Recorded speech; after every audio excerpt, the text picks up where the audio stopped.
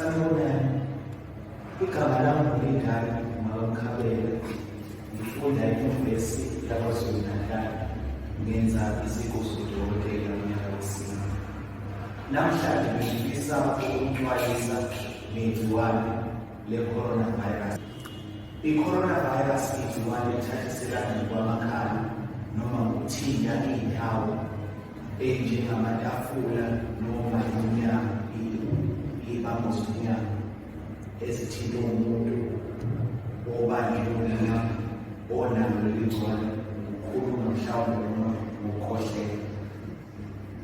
Okubalulekile ebengifisa ukunazisa khona namhlanje iy'ndlela zokuthi ungayivikela kanjani leli gciwane le-COVID-19. Okokuqala, yenza isiqiniseko sokuthi uwasha izandla zakho ngamanzi afudumele ngesifo imizuzwana engama-30, noma usebenzise isanitizer enothwala olungamaphesenti ayisi-6. Wenze isiqiniseko sokuthi zonke izandla zakho uyay'mboza ngalesi usebenzise isanitizer.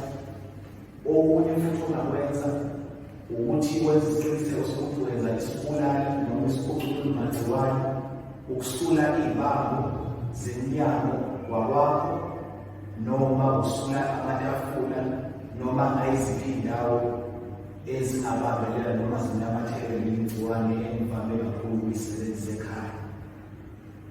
Okunye okubalulekile ukuze uyivikelele igciwane, yenza isiqiniseko sokuthi awuzithinti amehlo, awuzithinti namakhala, awuzithinti nomlomo ngezandla ezingageziwe, ngoba lokho kungabalisela amathuba okuthi uzithelele wena ngegciwane le-coronavirus. Okunye okubalulekile ukuthi uma uphumela ngaphandle, ngabe uyokwenza igrosa yasekhaya noma uyemtholampilo noma uyakuphi ngaphandle, yenza isiqiniseko sokuthi unebanga elingangemitha no-half phakathi kwakho nomunye umuntu ukuze unciphise amathuba okuthola leli gciwane. Okunye yenza isiqiniseko sokuthi ugqoka isifonyo noma imaski. Nansi yami iphethe izokukhombisa ukuthi igqokwa kanjani. Ingaphakathi le mask noma lesifonyo sakho, yenza isiqiniseko sokuthi awuyithinti. Bamba njengoba ngiyibambile and bese uyigqoka.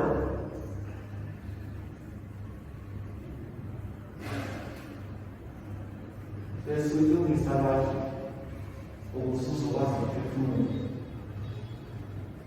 Uma usubuya uzokhipha imaski yakho noma isifonyo sakho, ungalithinti ingaphandle lesifonyo sakho.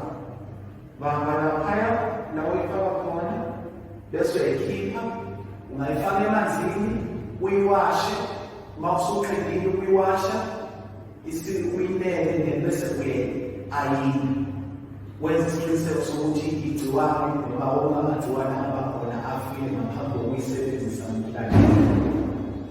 Okunye okubalulekile ukuthi uma uzizwa engathi inzwa yakho yokudla iyakuphelela, noma uzwa umphimbo wakho ngathi uyahaya, noma uzizwa ngathi unesifudumezi noma ifiva, okuchaza ukuthi ngaba ama-degrees Celsius angaphezu ka-38, yenza isiqiniseko sokuthi uya emtholampilo wangakini noma uya kudokotela oseduzane ukuze ezokwazi ukuhlolela igciwane le-coronavirus, khona ungezuthelela labo osondelene nabo kanye nomndeni wakho uqobo. Okokugcina ebengifisa ukusho ukuthi abantu abadala yenzani isiqiniseko sokuthi bahlezi emakhaya, nabantu abanezifo engalapheki abaphila nazo njengoshukela, i-high noma ngayiziphi ezinye izifo ezingalapheki abaphila nazo, yenzani isiqiniseko sokuthi bahlezi emakhaya bavikelekile, ngoba uma bethola leli gciwane le-coronavirus libe nomthelela omkhulu kakhulu ongabangela ekuguleni okukhulu, ugcine kuholela nasekufeni uqobo. Hlalani niphephile emakhaya, ivikele iy'ngane, iyivikele nonke. Siyabonga.